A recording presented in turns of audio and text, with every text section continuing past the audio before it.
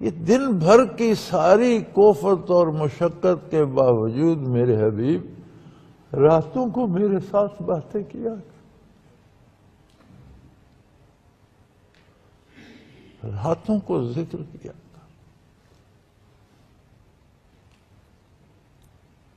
اس کفر کے مقابلے میں، اس شرک کے مقابلے میں، طاغوتی طاقتوں کے مقابلے میں اللہ اپنی ایک فوج دے رہا ہے اپنے نبی کو، جو سارے کفر سے لڑ سکتی ہے، جسے فتح کر سکتی ہے۔ وہ کیا ہے؟ ذکر الہی۔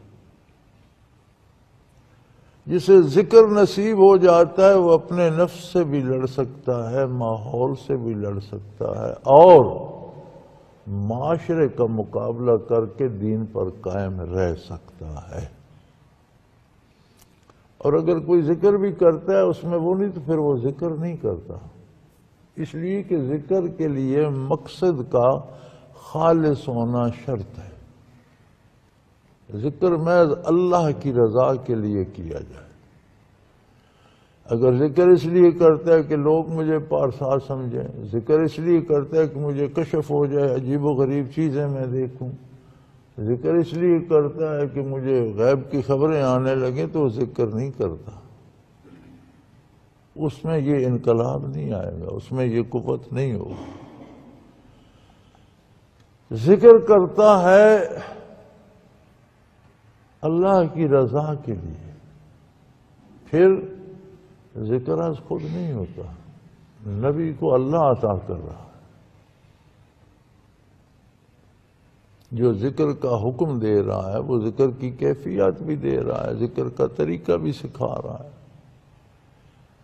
صحابہ کو نبی کریم صلی اللہ علیہ وسلم سے عطا ہوا، تابعین تبع تابعین نے سینہ بسینہ، اسی طرح مشائخ عظام نے عمریں صرف کر کے یہ سینہ بسینہ کیفیات چلتی ہیں، اور اللہ کے بندوں کے پاس یہ امانت ہوتی ہے۔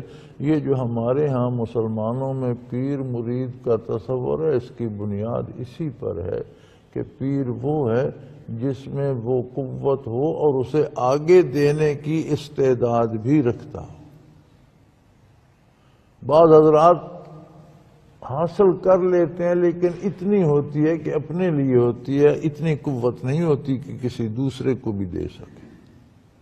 دنیا میں لوگوں کے پاس پیسہ ہوتا ہے لیکن مر کے اپنا گزارا کرتے ہیں، کسی کی مدد نہیں کر سکتے۔ اتنا ہو کہ اپنا گزارا اچھا کر کے دوسرے کو بھی دے سکے، اس میں بھی اتنی کیفیات ہوں کہ کم از کم سائل کو فنا فی الرسول تک لے جا سکے، وہ حقدار ہے کہ اسے شاید سمجھا جائے اور اس سے سیکھا جائے، اور ذکر سیکھا جائے اللہ کی رضا کے لیے، نہ کشف کے لیے، نہ عجائبات کے لیے، نہ اپنی بزرگی کے لیے۔ تو جب اللہ کی رضا کے لیے ذکر کیا جائے تو نہ ماحول بندے کو روک سکتا ہے، نہ معاشرہ روک سکتا ہے، نہ حکومتیں، وہ حق پر، دین پر قائم، دین پر زندہ رہتا ہے، دین پر خاتمہ ہوتا ہے۔ سو فرمایا آپ کے ساتھ بھی ہم ایک فوج دے دیتے ہیں، سارے کفر کو شکست دے کر روئے زمین پر اسلام کو فاتح کر دے گی، اور وہ ہے ذکر الہی۔ یا اللہ کیسے کیا جائے؟ وَاذْكُرْ اسْمَ رَبِّكَ، اللہ کے نام کا ذکر کرو، اللہ اللہ اللہ اللہ اللہ اللہ، اسم ذات کا ذکر کرو، اتنا کرو وَتَبَتَّلْ إِلَيْهِ تَبْتِيلًا، کائنات محو ہو جائے، صرف اللہ رہ جائے۔ حضرات مفسرین کرام نے اس پہ بڑی بحثیں کی ہیں۔ صاحب تفسیر مظہری فرماتے ہیں کہ یہ مسلمان مرد عورت سب پر واجب ہے، قرآن کی نص سے ثابت ہے کہ سب ذکر کریں، اور یہ واجبات میں سے۔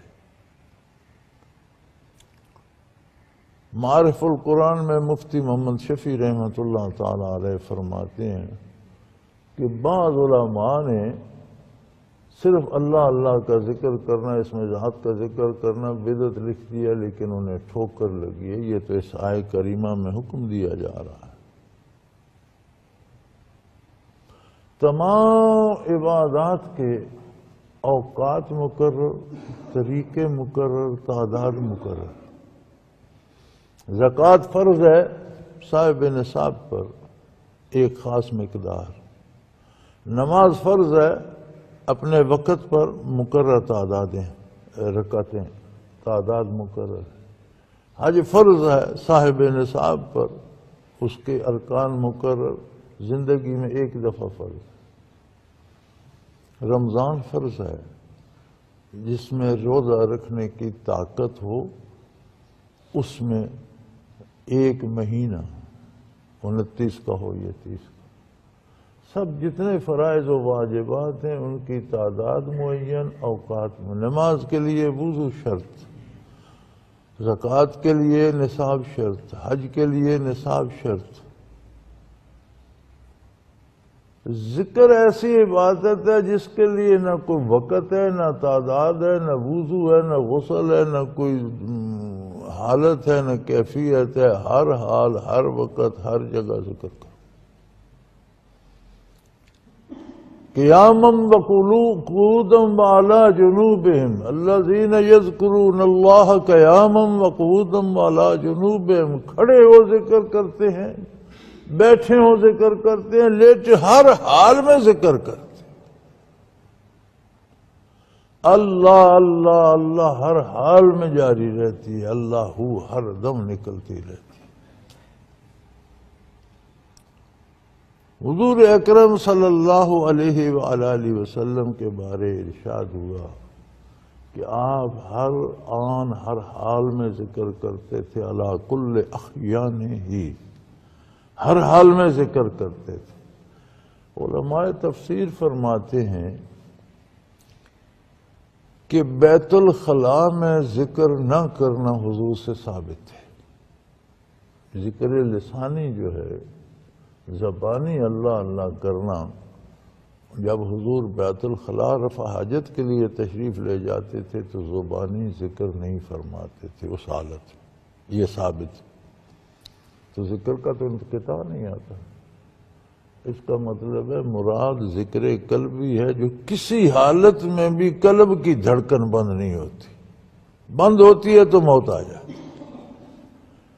لہذا جو مقصود ہے اس حکم کی تکمیل جو ہے وہ ذکر قلبی سے ہوتی ہے۔ ایمان سے بھی ایک حد تک ہو گئی، ذکر لسانی سے بھی ہو گئی، لیکن ذکر عملی سے ہوگی، لیکن حقیقی تعبیر ذکر قلبی سے ہوتی ہے کہ بندہ سو جائے، بے ہوش ہو جائے، دل دھڑک رہا ہوتا ہے، اور جب دل دھڑک رہا تو اس میں اللہ اللہ بھی جاری ہوتی ہے۔ دل ذاکر ہو جائے تو بندہ مر جاتا ہے، لیکن قلب جاری رہتا ہے۔ اہل اللہ کی قبروں سے بھی اللہ اللہ کی صدائیں آتی رہتی ہیں، انوارات بلند ہوتے رہتے ہیں۔ سو فرمایا وَاذْكُرْ اسْمَ رَبِّكَ، اپنے پروردگار کے نام، اس میں ذات اللہ کی تکرار کا ذکر کریں، اور اتنا کریں، اتنا کریں، اتنا کریں کہ دنیا فراموش ہو جائے، انقطاع ہو جائے، صرف اللہ رہ جائے۔